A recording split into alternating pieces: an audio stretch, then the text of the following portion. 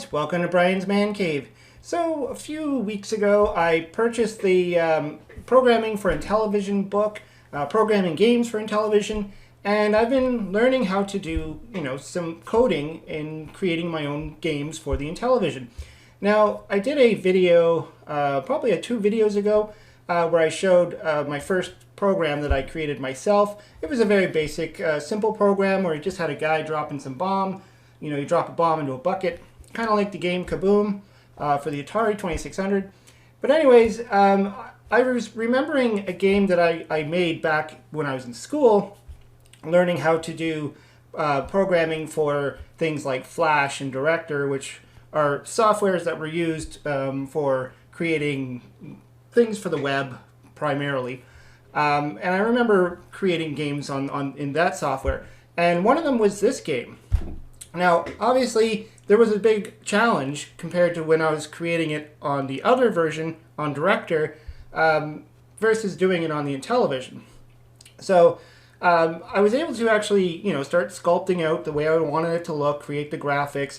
And then there was the game logic, which that took a little bit of time. I think that took the most amount of time, actually. But I think I'm at a spot now where I'm pretty satisfied with the way the game is running. There's a few things that I need to add.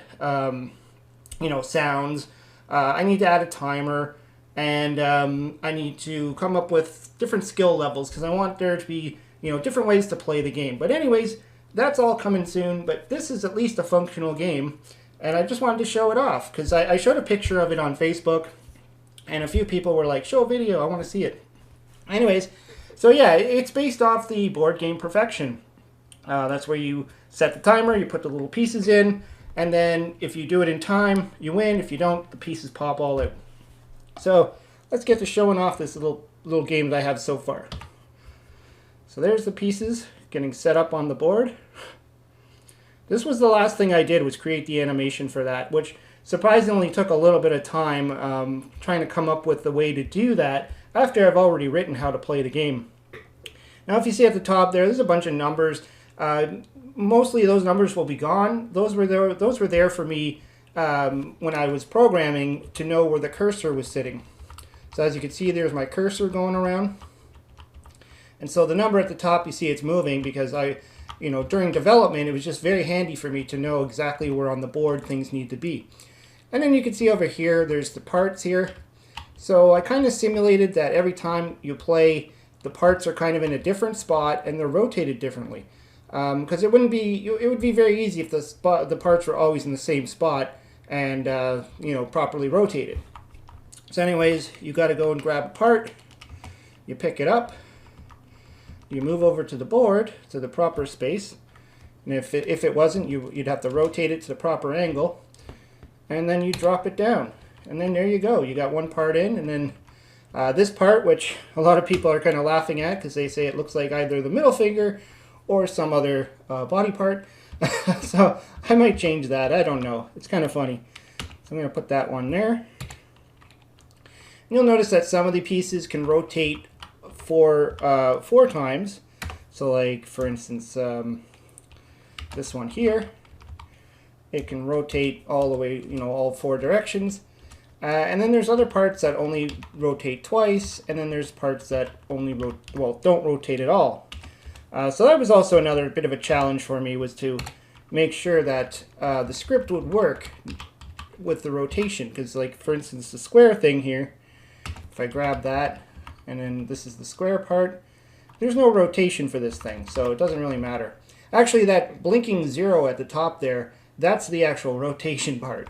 So that's telling me what rotation the pieces are in. I think I only had it set to the first piece, so it's probably not going to do anything. But there was a few other challenges too. Oops, hitting the wrong button. There was a few other challenges too of trying to get the pieces to register, and also returning the pieces, which I just did there. So if I'm over here and I didn't want that piece anymore, I can actually return it. But yeah, I mean, there was a few challenges. I remember going through some parts where I'd pick up the piece and it would rotate to the proper position when I picked it up, which was bad because you don't want that to happen. So we're just gonna Now, obviously, this would be at a timer, so you would actually trying to get that in there. You'd have to actually beat the clock. So probably what's going to happen is it's going to get to 0, and then I'm going to have some kind of, I don't know, maybe I'll have an animation or something to make it pop out or something. I don't know. I have to think of how to do it and how to make it work. But yeah, I mean, it's fully functional right now. You can actually play the whole game. You can reset it and then start again with the pieces in a different spot.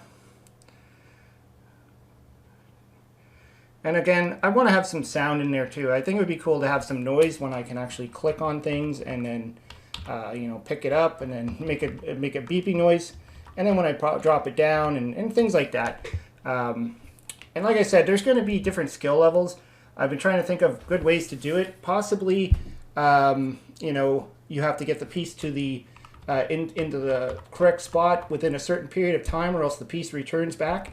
You know, things like that. And even things like a blind game where all the parts are all yellow here, and you have to remember that you've already put the part there. I thought that would be kind of funny. Anyways, yeah, I just wanted to show this off because it's a work in progress, and hopefully I can get this completed and finished, and it'd be cool. Maybe I could even learn what I'd have to do to get this thing onto a real cartridge. That would be awesome. Anyways, let me know what you think. This is still just me learning this stuff, so, you know, it might take a little bit more time, but I'm having fun. Hope you liked the video. Hope you subscribe. Leave some comments down below. Talk to you later.